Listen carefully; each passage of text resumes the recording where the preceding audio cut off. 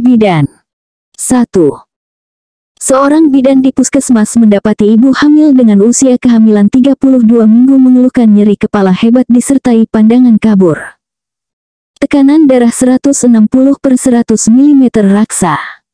Apakah diagnosis yang paling tepat? A. Hipertensi gestasional. B. Preeklamsia ringan. C. Preeklamsia berat. D. Eklamsia. E. Sindrom HELLP. Jawaban yang tepat adalah C. Pembahasan dari pertanyaan di atas yaitu, bahwa diagnosis preeklamsia berat ditegakkan berdasarkan tekanan darah 160/110 mm raksa disertai salah satu gejala, seperti nyeri kepala hebat atau gangguan penglihatan pada usia kehamilan lebih besar dari 20 minggu. Kita masuk soal berikutnya. 2. Bidan Rina melakukan pemeriksaan pada bayi baru lahir dan menemukan tanda-tanda hiperbilirubinemia. Pada hari keberapa setelah kelahiran kadar bilirubin mencapai puncaknya pada bayi cukup bulan? A. Hari kedua. B. Hari ketiga. C. Hari keempat. D. Hari kelima. E. Hari ketujuh. Jawaban yang tepat adalah D. Pembahasan dari pertanyaan di atas yaitu, bahwa pada bayi cukup bulan, kadar bilirubin mencapai puncaknya pada hari kelima setelah kelahiran. Pemahaman ini penting untuk evaluasi dan manajemen hiperbilirubinemia neonatal. Kita masuk soal berikutnya. 3. Bidan Sari memberikan konseling tentang kontrasepsi pada pasien postpartum. Metode kontrasepsi apa yang dapat dimulai segera setelah melahirkan tanpa menunggu menstruasi pertama? A. Pil kombinasi. B.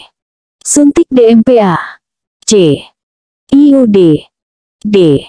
Implan. E. Diafragma. Jawaban yang tepat adalah C.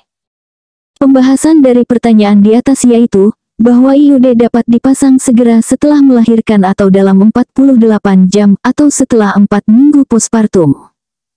Metode ini efektif dan tidak mempengaruhi produksi ASI. Kita masuk soal berikutnya. 4. Dalam melakukan asuhan persalinan, Bidan Dewi menghadapi kasus distosia bahu. Manever apa yang sebaiknya dilakukan pertama kali? A. Manever Rubin 2. B. Manever Macroberts. C. Manever Woods. D. Manever Jacquemier. E. Manever Zavanelli. Jawaban yang tepat adalah B. Pembahasan dari pertanyaan di atas yaitu, bahwa manever Macroberts adalah tindakan pertama yang dilakukan pada kasus distosia bahu karena relatif sederhana dan efektif dalam melepaskan bahu anterior. Kita masuk soal berikutnya. 5. Bidan Lisa menangani kasus perdarahan postpartum primer. Estimasi kehilangan darah adalah 1000 ml. Apakah tindakan prioritas yang harus dilakukan? A. Pemberian uterotonika. B. Kompresi bimanual uterus. C. Pemasangan infus cairan kristaloid. D. Transfusi darah. E. Histerektomi. Jawaban yang tepat adalah C. Pembahasan dari pertanyaan di atas yaitu, bahwa pada kasus perdarahan lebih besar dari 500 ml, resusitasi cairan melalui pemasangan infus cairan kristaloid adalah tindakan prioritas untuk mengatasi syok hipovolemik sebelum tindakan definitif lainnya. Kita masuk soal berikutnya. 6. Seorang ibu hamil G2P1A0 usia kehamilan 36 minggu datang ke Bidan Anita dengan keluhan ketuban pecah. Pemeriksaan dalam menunjukkan pembukaan 2 cm. Apakah tindakan yang paling tepat? A. Induksi persalinan segera. B. Observasi selama 24 jam. C. Pemberian antibiotik profilaksis. D. Rujuk ke fasilitas kesehatan tingkat lanjut. E. Seksio kaesarea segera. Jawaban yang tepat adalah D. Pembahasan dari pertanyaan di atas yaitu, bahwa ketuban pecah prematur pada usia kehamilan kurang dari 37 minggu memerlukan penanganan di fasilitas kesehatan tingkat lanjut untuk manajemen yang optimal, termasuk pemberian kortikosteroid dan antibiotik. Kita masuk soal berikutnya. 7. Bidan Nuri melakukan screening kanker serviks menggunakan metode IVA. Hasil pemeriksaan menunjukkan lesi acetoide. Apakah tindak lanjut yang paling tepat? A. Biopsi serviks. B. Pap smear. C. Krioterapi. D. Konisasi. E. Kolposkopi. Jawaban yang tepat adalah C. Pembahasan dari pertanyaan di atas yaitu, bahwa untuk lesi acetoide pada pemeriksaan IVA, krioterapi adalah tindakan, treat, yang direkomendasikan WHO untuk fasilitas kesehatan dengan sumber daya terbatas. Kita masuk soal berikutnya. 8.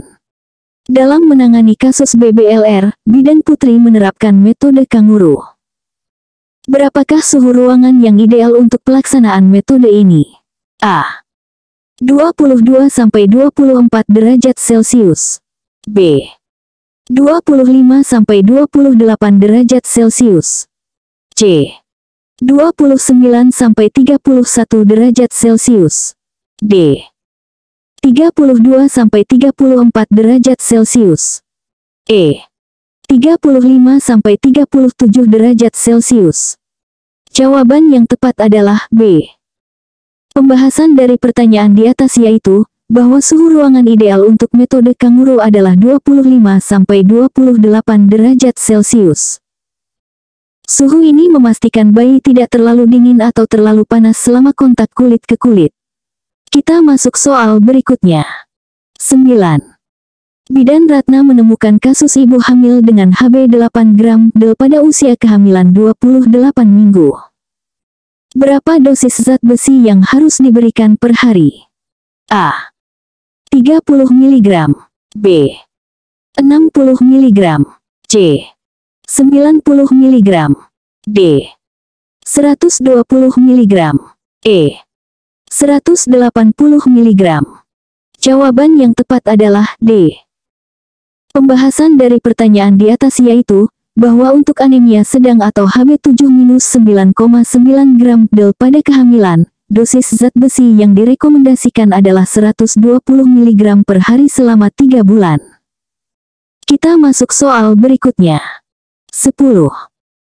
Seorang ibu pospartum hari kelima datang ke Bidan Yuni dengan keluhan nyeri dan bengkak pada payudara kanan disertai demam 38,5 derajat Celcius.